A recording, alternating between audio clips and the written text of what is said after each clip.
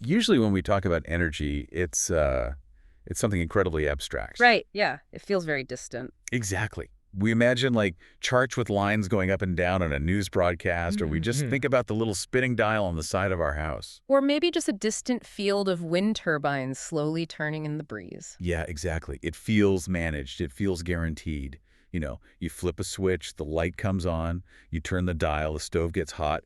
It's just binary. It's just, there. I mean, it's an invisible utility. Yeah. And because it has been so perfectly reliable for generations in the West, we've basically, well, completely taken it for granted. We really have. We just assume the current will always flow. We treat energy like oxygen. You don't think about taking a breath until you're underwater. That is a terrifying but very accurate way to put it.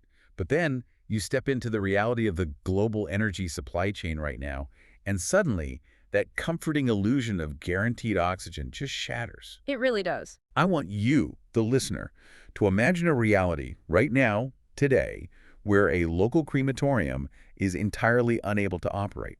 Wow. Yeah. Imagine walking down the street in your neighborhood and finding out that local restaurants are, like, legally banned from using deep fryers. Because there just isn't enough power. Exactly. Because there simply is not enough electrical energy to go around on the grid. No fries, no operating crematoriums, no heavy machinery. I mean, that sounds like the opening scene of a dystopian sci-fi novel. Right. It sounds totally made up. But here's the thing. This isn't fiction.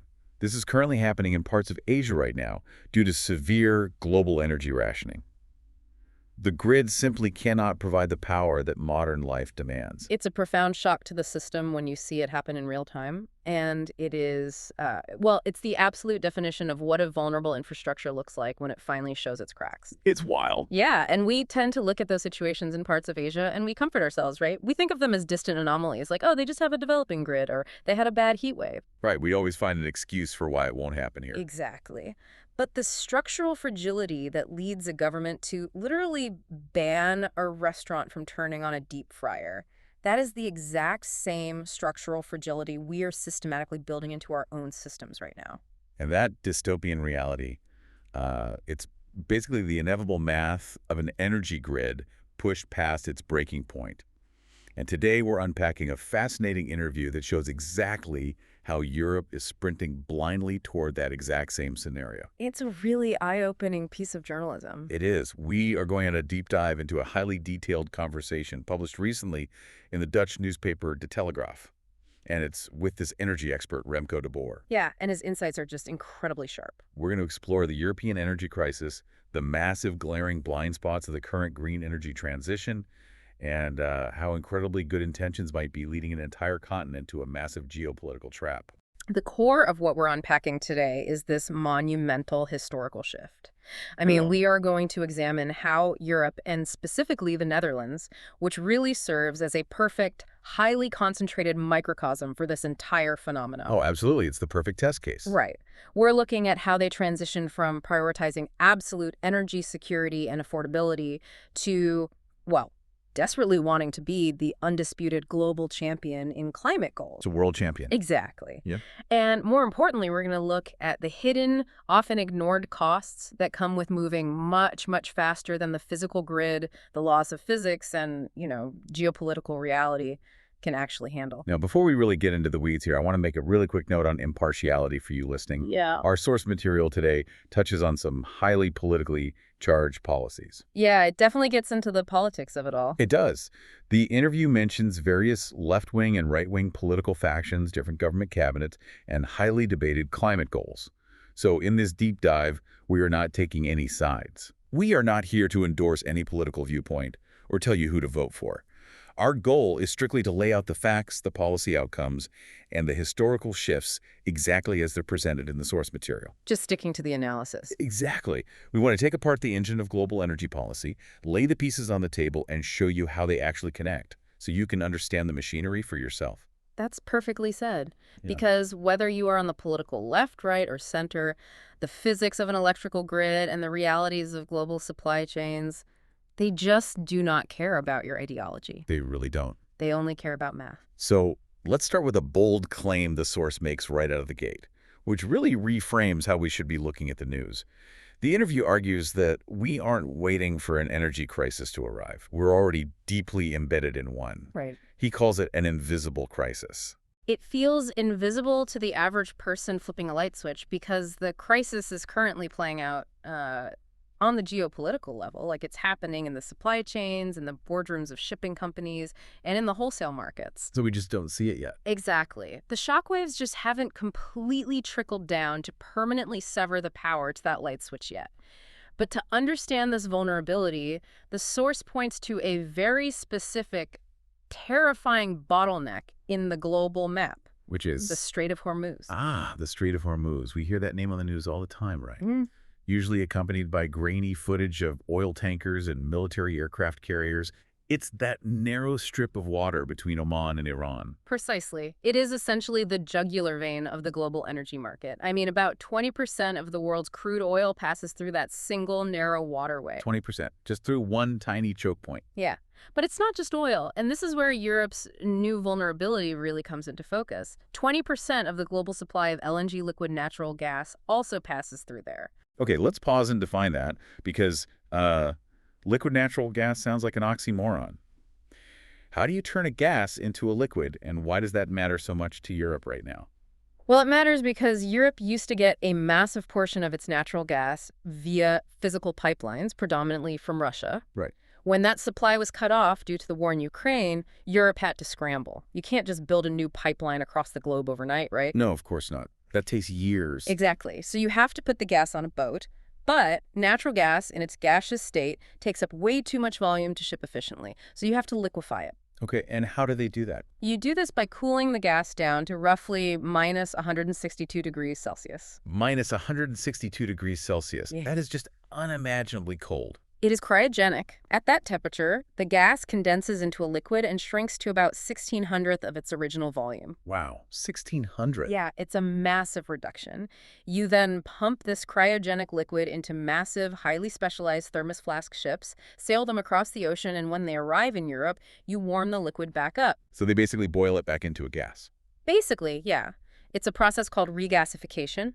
You turn it back into a gas and pump it into the European grid. So, if I'm understanding this, we've replaced a fixed, secure pipe in the ground with a fleet of giant, floating, cryogenic thermoses traveling through some of the most contested waters on the planet. That is exactly what we did. And 20% of that global thermos fleet has to pass through the Strait of Hormuz. So what does that actually mean if the strait is compromised? It's bad. Really bad. Like, let's say conflict escalates, whether that's involving Iran directly or just broader instability in the Middle East that makes the water too dangerous. What happens to us? Well, if that passage is blocked, or even if transit becomes too risky for major shipping companies to insure their vessels, because, insurance is often the real trigger that stops global shipping. Oh, right. The actuaries actually run the world. They do. If they won't insure the boat doesn't sail. So you instantly remove 1/5 of the global energy supply from the board. Just gone. Overnight. It's just gone. The prices wouldn't just spike. They would multiply exponentially overnight. And the vulnerability gets exponentially worse when you look at the production side of this LNG. Where does it come from?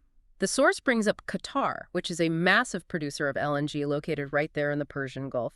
If their liquefaction facilities were ever damaged in a broader regional conflict, the source notes it could take up to 5 years to rebuild them. Wait, 5 years?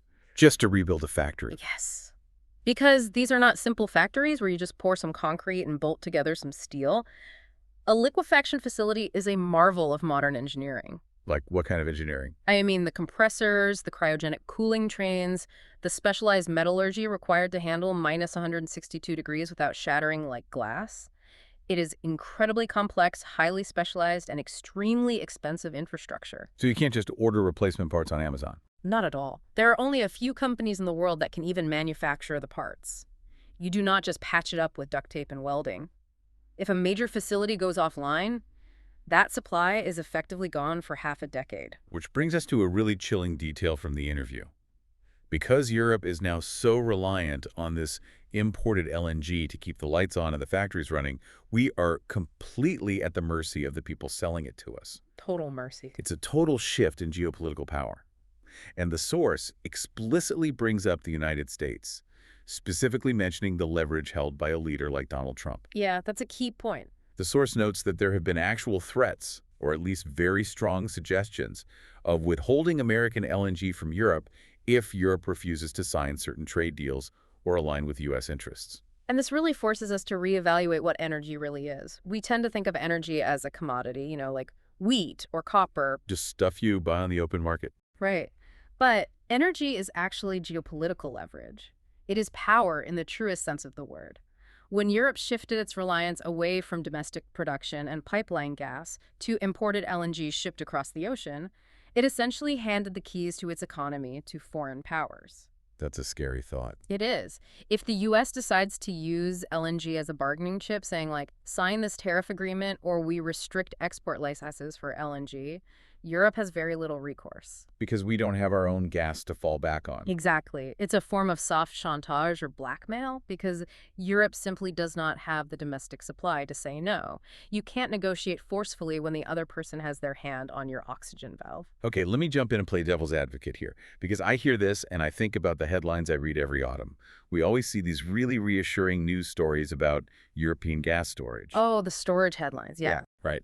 European gas storage is at 90% capacity ahead of winter. Storage facilities are filled. Aren't our storage facilities basically like a giant national savings account? Like if the U.S. or Qatar cuts us off, we just dip into the savings account, right? We have a buffer. That is a very common and very dangerous misconception, and it's one the source specifically dismantles. Let's look at the Dutch storage, for example. Okay. The source mentions that at a certain point, the domestic storage might only equate to something like 5% of total annual need. 5%? That's nothing. It's a drop in the bucket. But the much more critical factor you have to understand is the mechanics of the European market. Okay. How does the market change the math on storage? Because it's a completely interconnected grid. It's not a tiny personal savings account that the Netherlands or Germany or France controls exclusively for their own citizens. The European energy market is integrated. Meaning everyone shares the gas. Exactly. If there is a massive shortage in Germany, gas will flow from Dutch storage to Germany to balance the price and the physical grid. Your local storage is designed to act as a buffer for seasonal shifts like when a cold snap hits for 2 weeks in February. Not for years of war. Right. It is absolutely not a strategic reserve designed to weather a 5-year supply disruption from Qatar or a sudden, politically motivated embargo from the U.S. So it's less like a doomsday bunker full of canned goods and more like having an extra loaf of bread in the pantry when you have 20 hungry neighbors who all have keys to your house. That is exactly what it is. If the overall European market is starved of gas, your local storage will be drained incredibly fast to balance the broader grid. You are completely nakedly exposed to whoever holds the actual ongoing daily supply of new gas. So they can change the terms of your survival overnight? Yep, without warning. Wow. So how on earth did we get here? How did a continent like Europe, which historically has been so focused on industrial might, heavy manufacturing and stability, end up in a position where an election in the United States or a skirmish in the Middle East could literally turn off the power to our chemical plants and factories? To understand that, the source takes us back in time a bit to explain the foundational philosophy of energy policy. Okay, well, let's hear the history. To understand the current crisis, you really have to look at the historical baseline. Up until the early 2000s, energy policy in the Netherlands and broadly across all of Europe rested on 2 unshakable foundational pillars. The 2 pillars. Yes. Pillar number 1, security of supply. Meaning, do we actually have it? Exactly. This is the most basic question. Do we physically have enough energy within our borders or secured through ironclad, geographically stable contracts to keep the lights on, keep hospitals running, and keep factories producing? Makes total sense. And the second? Pillar number 2, affordability. Can the average citizen heat their home, and can the average business manufacture their products without going completely bankrupt? Security and affordability. Do we have it? And can we afford it? I mean, it sounds incredibly pragmatic. It's like Maslow's hierarchy of needs. But for a nation state, you need food and shelter before you worry about self-actualization. Precisely. It was a deeply pragmatic, almost boringly functional approach to running a country. Boring is good when it comes to keeping the lights on. Boring is great. But over the last 2 decades, a monumental historical shift occurred. A third pillar was introduced to the policy framework: climate. the need to reduce carbon emissions. Exactly. And what is crucial to understand from the analysis in the source material is that the climate pillar didn't just join the other two as an equal consideration. It didn't just become a three-legged stool. No, the climate pillar took over. It became the overriding, primary, almost holy goal of all energy policy. Now, I want to be very clear here, and the source makes a point to emphasize this as well. There are genuinely great, practical, undeniable reasons to move away from fossil fuels. Oh, for sure. It's not just an abstract concept. Right. It's not just about abstract models of global warming. We're talking about tangible things. Yeah. Local air quality, for one. Nobody wants to breathe smog. Reducing particulate matter in cities saves thousands of lives. Absolutely. And frankly, the desire to transition away from fossil fuels is driven by exactly what we just discussed, reducing our terrifying dependency on volatile foreign nations. If you generate your own power with wind and sun, you don't have to care what a dictator halfway across the world thinks. The fundamental desire to transition is totally logical. It is entirely logical. And the expert in the interview affirms that the transition itself is a necessary, positive, and inevitable direction for human progress. But, and this is the massive unavoidable but, that the entire interview revolves around Europe overshot the mark in its execution. In the intense zeal to address the climate pillar, the political and bureaucratic systems completely and disastrously neglected the first two pillars. Security of supply and affordability were just pushed aside. Like they didn't matter anymore. They were treated as annoying obstacles rather than foundational requirements because achieving the climate goal became an absolute, uncompromising metric of success. You know, I want you, the person listening to this right now, to think about your own monthly energy bill. Think about how much it has increased over the last 3 or 4 years. That's probably a lot.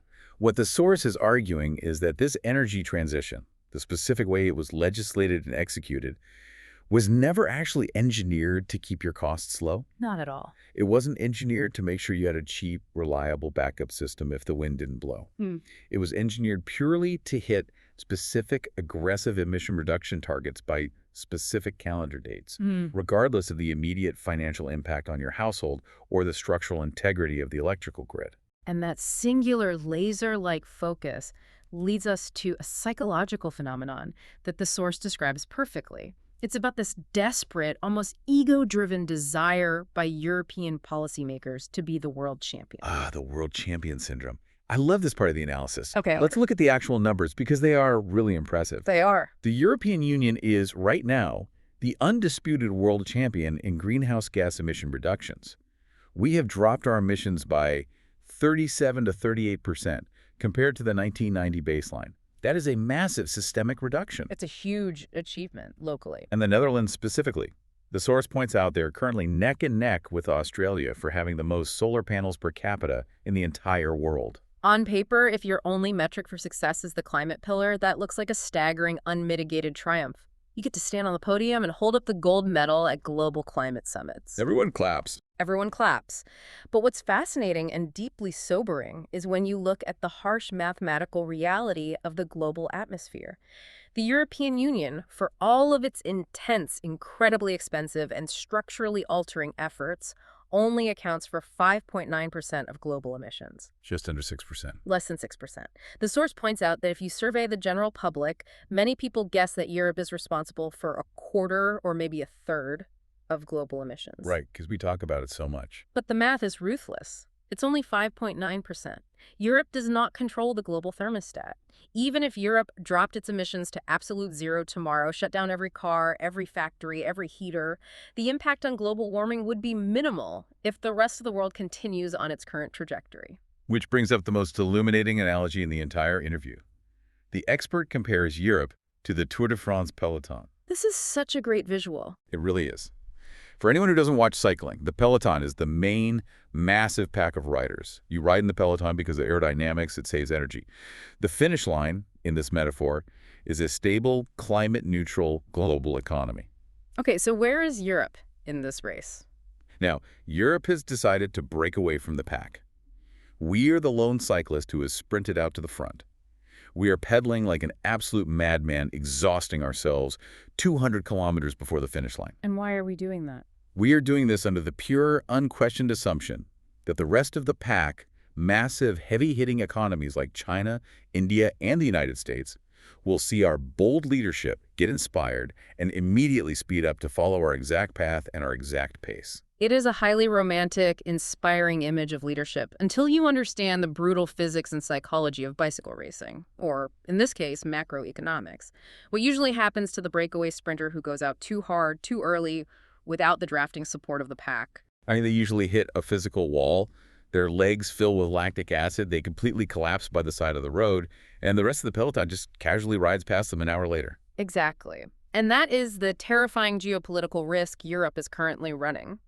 By sprinting so far ahead, by aggressively dismantling its traditional cheap energy infrastructure to achieve that 38% reduction, Europe is exhausting itself economically. We're burning out. It is burning through its capital and its industrial base.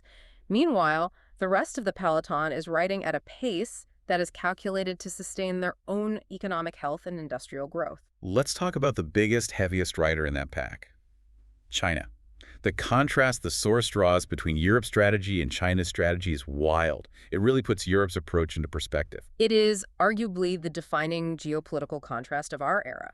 China's strategy is profoundly different from Europe's because China places its economy and its domestic security firmly at position number one. Not climate. No.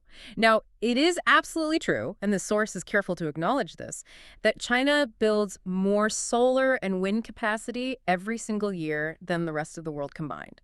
They are investing heavily, massively in green technology. Right, so someone could argue, like, look, China is transitioning too. Our leadership is working. They are transitioning, but they are doing it alongside their foundational pillars. While they build record amounts of solar fields and wind farms, they are simultaneously building massive numbers of new coal-fired power plants. Wait, really? Both at the same time? Both at the same time. They are simultaneously investing heavily in new nuclear technology and hydropower. They are throwing everything at the wall. Why?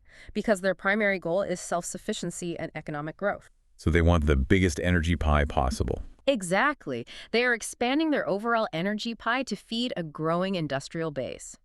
Europe, conversely, is actively shrinking its energy pie in the name of ideological purity. Europe is dismantling its secure foundations while hoping the wind blows hard enough to make up the difference. China is building the wind turbines, but keeping the coal plants running at full steam just in case the wind stops. And that leads to a jaw-dropping statistic from the source about how vulnerable Europe's sprint to the front has actually made us. We just mentioned that the Netherlands is bragging about having the most solar panels per capita. We are the undisputed world champions of solar panels. But where do the physical panels actually come from? Well, the source states that 90% of those solar panels are manufactured in China. 90%. Yeah. We essentially traded a crippling dependency on Russian natural gas for a crippling dependency on Chinese hardware. But the physical hardware, the glass and the silicon, isn't even the most concerning part of this dynamic, is it? No, it's not. This raises an incredibly important question about the nature of modern infrastructure. A solar panel isn't just a dumb sheet of glass that spits out electricity anymore. It is part of a digital network. The source reveals that just 5 Chinese companies control the software for the vast majority of the converters or inverters used in Europe. Okay, let's break that down because I'm not an electrician. Hmm? What is an inverter and why does it need software? Sure. A solar panel generates electricity as direct current, or DC, but the electrical grid in your house and the broader national grid runs on alternating current, or AC.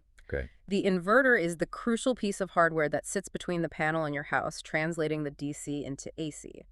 It is the brain of the solar setup. And in the modern era, these inverters are smart. They are connected to the internet to monitor efficiency, manage output, and receive firmware updates from the manufacturer. So they're constantly talking to servers back in China. Exactly. And the source states that if those 5 companies were instructed by their government to simply stop providing software updates, or worse, if they actively sent a malicious kill signal through the network, 80% of European solar panels would simply shut off. Just turn off. They would be bricked. Wait, I just want to make sure I'm hearing this correctly. 80% of our highly praised world champion solar capacity could be remotely turned off with a keystroke in Shenzhen. Potentially, yes. The theoretical vulnerability is absolute. When you import the physical hardware and then rely on foreign-controlled software servers to manage your critical national infrastructure on a minute-by-minute basis, you do not actually have energy security. You have a rental agreement. You have an illusion of green independence that is highly conditional on the ongoing goodwill of a foreign superpower. This is what the source means when it says Europe is maneuvering itself into a corner. We are building our parachute out of materials controlled by our economic rivals. This is fascinating and honestly terrifying. But the imported hardware and software is really just one part of the problem. We need to talk about the physical wires, connecting all this hardware together within Europe. We need to talk about the grid itself. Your grid is a mess. It is. The source has another amazing metaphor for this situation, describing the current policy as mopping the kitchen floor while the tap is still running wide open. It perfectly encapsulates the chaos and the lack of systemic planning in the current policy. I mean, the aggressive push in Europe has been to electrify absolutely everything. We are told and incentivized by the government to buy electric vehicles. Right. We are told to rip out our gas boilers and transition to electric heat pumps. We are told to cook on electric induction stoves instead of gas. We are piling massive, unprecedented new demands onto the electrical grid. But nobody stopped to check if the grid could actually handle it. That is the tap running wide open. We are forcing all this massive new electricity demand, the water onto the floor, and the utility companies are frantically trying to mop it up with tiny localized grid upgrades, but the policymakers refuse to turn off the tap of new demand. They just keep pouring it on. We are continuously adding massive 21st century load to a system that was fundamentally designed and built for the mid-20th century. And this is where the physics of an electrical grid become completely unforgiving. A grid is not like a water pipe where if you push too much water, the pressure just goes up a bit. Right, it doesn't just bulge. No, you cannot push more electrical power through a copper wire than it is rated for. If you do, the wire physically melts, the transformers explode. Oh, wow. The grid requires perfect, instantaneous balance between supply and demand, matching voltage and frequency at every second. When you have an entire neighborhood of thousands of EVs plugging in simultaneously at 6 p.m. when people get home from work, and all their electric heat pumps kick on because the sun went down. Oh, boy. And while you are simultaneously relying on intermittent energy sources like wind and solar that are producing zero power at that exact hour, you create massive, insurmountable grid congestion. And fixing that congestion, digging up the streets to lay thicker copper wires and build bigger substations, that is not cheap. The expert in the source breaks down the financial reality of what it will take to fix this.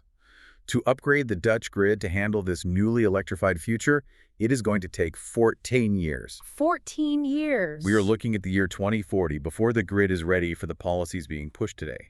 And the cost, approximately 200 billion euros, just for the grid upgrades. 200 billion euros. And it is crucial to ask, who pays for that?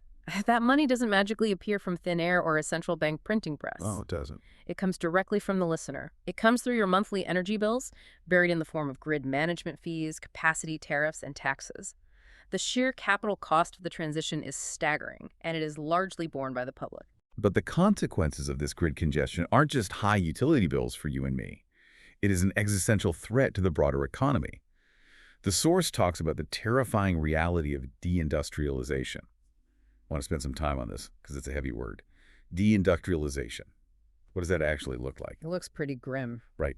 Because we have grid congestion, meaning factories literally cannot get the permission or the physical connection to pull the power they need to expand, combined with sky-high energy costs compared to the US and China and aggressive CO2 taxes. What are these massive companies doing? They are leaving. And you can't blame them, honestly. They are behaving entirely rationally in response to the economic environment Europe has created. If you are a massive industrial manufacturer, energy is your primary input cost. It's everything. The source specifically mentions major industrial players like the chemical giant BASF, who are actively looking to scale down in Europe and move operations elsewhere. They are looking at the United States, where natural gas is abundant and a fraction of the price. Or China, where the government will guarantee cheap, reliable power specifically to attract industry. So we push them out. Yes. And when base chemical and heavy manufacturing industries leave Europe, it's not just a few factories closing. They take the entire downstream supply chain with them. Very cool. The plastics manufacturers, the fertilizer producers, the advanced material sciences, they all follow the cheap energy. It's an economic hollowing out. And the ultimate irony here is that we are achieving our local emission reduction goals partly by just exporting our heady industry to countries that don't care as much about the goals. The emissions still happen globally. In fact, they might be worse if a factory moves to a place with fewer environmental regulations. But Europe loses the jobs, the tax revenue, and the fundamental economic foundation. We get the gold medal for local emissions, but we lose the economy. Which brings us to perhaps the most controversial, baffling, and irreversible part of this entire analysis: the concept of burning the ships. Oh, man. This part of the source material genuinely blew my mind. It's one thing to build new green infrastructure. We can debate the cost or the speed. But it is another thing entirely to actively, intentionally destroy your traditional energy infrastructure before the new system is even fully built or proven to work. It is the equivalent of jumping out of an airplane and deciding to knit your parachute on the way down, while simultaneously setting your perfectly functional reserve parachute on fire simply because you don't like the color of it. That's insane. It defies all logic of risk management. Let's look at the specific, shocking actions taken by recent Dutch cabinets, as outlined by the source, because the specifics are staggering. First, they are phasing out 250 small gas fields on land. They just decided to ramp them down and close them. And we must emphasize, these are perfectly viable operational assets. They exist, they produce energy, they provide immediate domestic security. But the political mandate from the top down was to move away from fossil fuels, so they are being systematically closed down. But it gets crazier. Let's talk about the Wadden Sea. The Wadden Sea is an intertidal zone in the north of the Netherlands. The government actually paid the NAM, which is the Dutch petroleum extraction company, 60 million euros to not drill for gas under the Wadden Sea. Let's unpack the mechanics of that because it's astounding. Please do, because as a taxpayer, my brain is melting. So the company had already gone through the rigorous process. They had the legal permits to extract the gas. But due to intense pressure from environmental groups and the overriding climate pillar, the state essentially bought them out to stop the drilling. It's just to make them go away. They used taxpayer money to compensate a private company for the lost revenue of gas they were legally allowed to extract.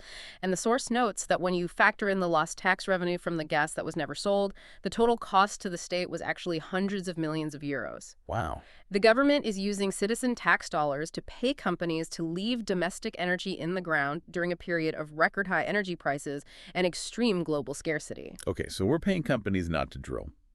What about coal? The source mentions the Netherlands has 3 of the most modern, highly efficient, ultra-supercritical coal plants in the entire world. They filter out an incredible amount of pollutants compared to older plants, but they are mandated by law to close by 2030. Now, anyone looking at the fragility of the grid might think, okay, we'll stop using them daily, but surely we're paying them to stay on standby. Just in case of an absolute emergency, like a severe winter cold snap where the wind doesn't blow for 3 weeks. You would think that.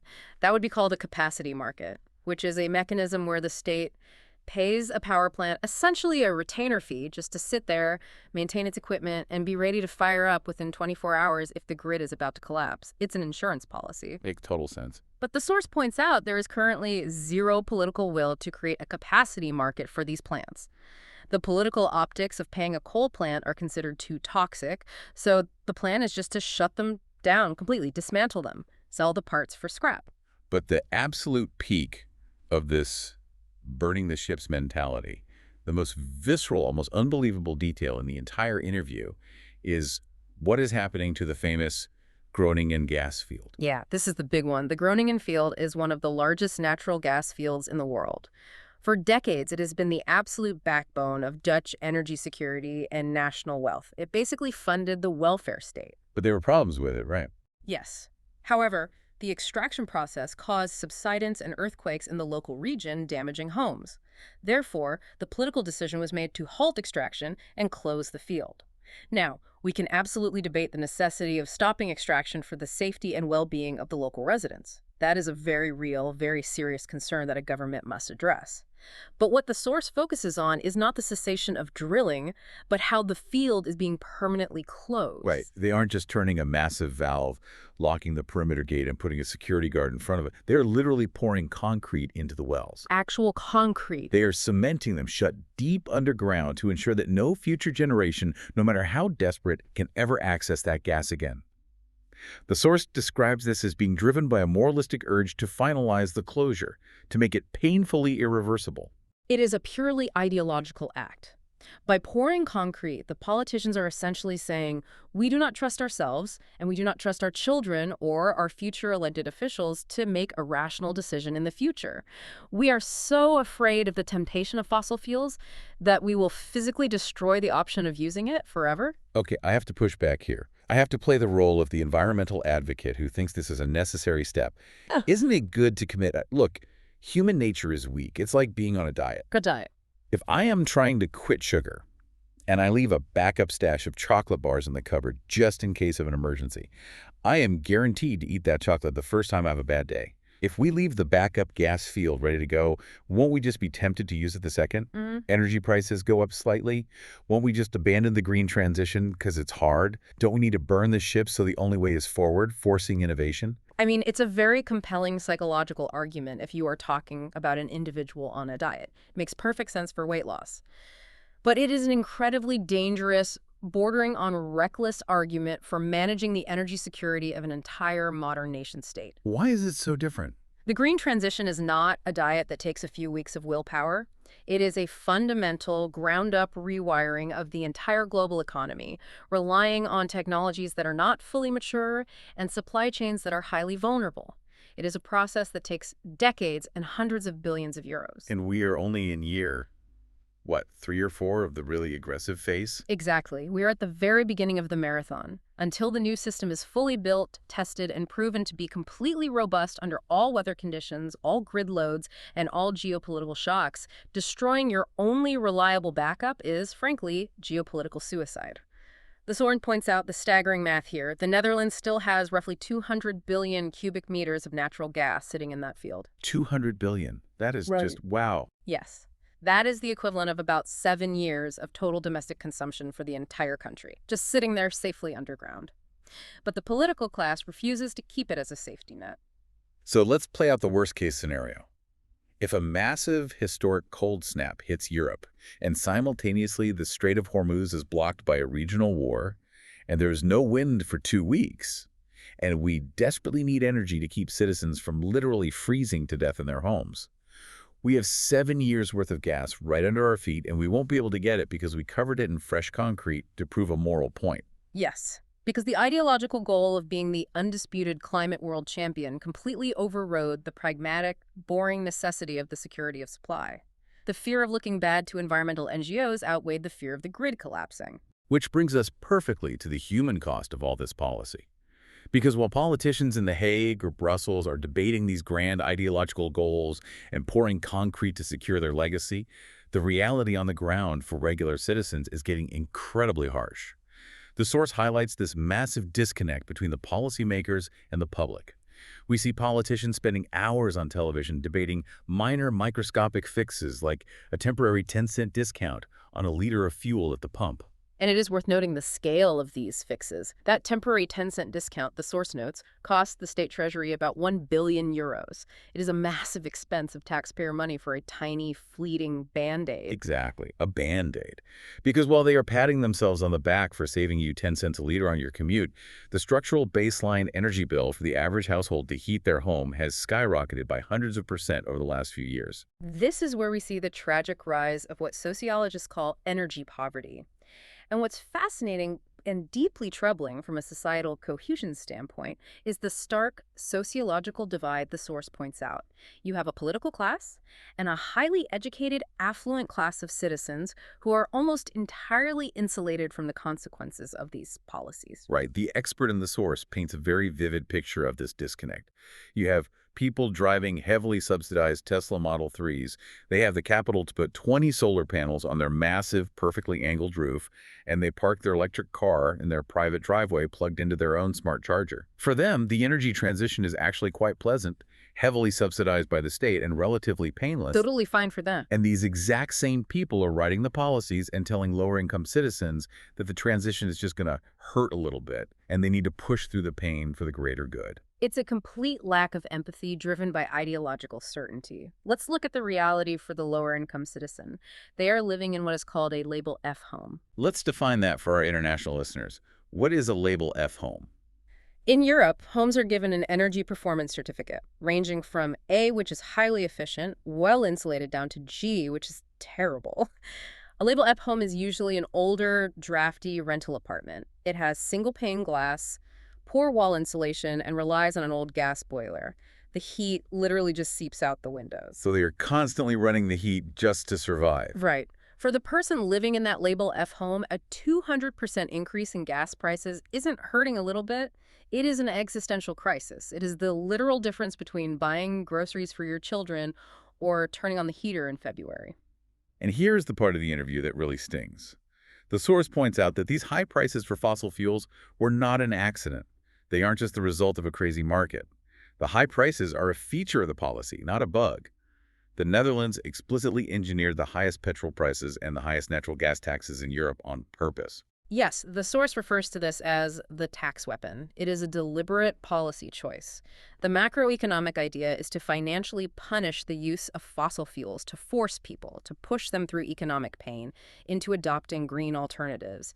If gas becomes unimaginably expensive, the theory goes, you will be financially forced to buy a heat pump and insulate your house. But that theory completely ignores the reality of poverty.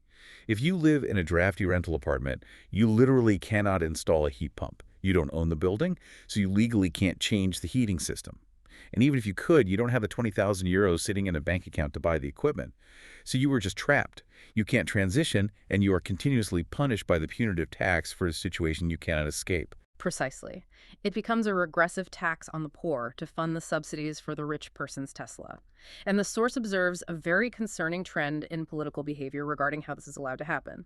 The expert notes that politicians across the entire political spectrum, even those from traditionally pragmatic, centrist, or business-friendly parties, have started acting much more like environmental NGOs than pragmatic governors.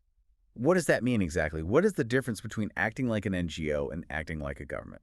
It's a crucial distinction in societal roles. An NGO, a non-governmental organization like Greenpeace or Extinction Rebellion, has a very specific, valuable role in a democracy. Their job is to be uncompromising. Their job is to point to a singular dot on the horizon, for example, a perfect zero-emission future by 2030, and agitate for it fiercely without worrying about the messy compromises of reality, grid physics, or economics. They push the envelope. That's their function. But a government has to worry about the messy reality. Exactly. A politician's job, a government's job, is fundamentally different. A government's job is to balance the complex, messy reality of keeping a country running. They have to keep the economy afloat, ensure the lights stay on, and keep citizens warm, while also trying to move toward that horizon. When politicians adopt the uncompromising, singular focus of an NGO, they lose the ability to govern pragmatically. They stop balancing the three pillars, and they start making decisions like pouring concrete into gas walls. Okay, so we've painted a pretty bleak, terrifying picture here. We are entirely dependent on volatile foreign regions for our LNG. We are sprinting ahead of the global pack and exhausting our economy. We are pouring concrete over our backup plans, and our electrical grid is completely maxed out. So where do we go from here? How do we survive this? The final part of the interview asks exactly this.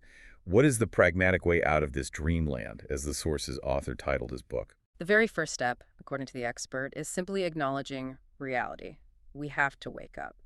The source explicitly states that a specific, highly comfortable golden era is definitively over. For decades, Europe relied on a very comfortable three-legged stool for its prosperity. We relied on the Americans for our military security. We relied on the Chinese for our cheap manufactured goods. And we relied on the Russians for our cheap energy. And in the span of a few years, all three legs of that stool have been violently kicked away. Exactly. America is turning inward, China is a systemic rival, and Russian gas is gone.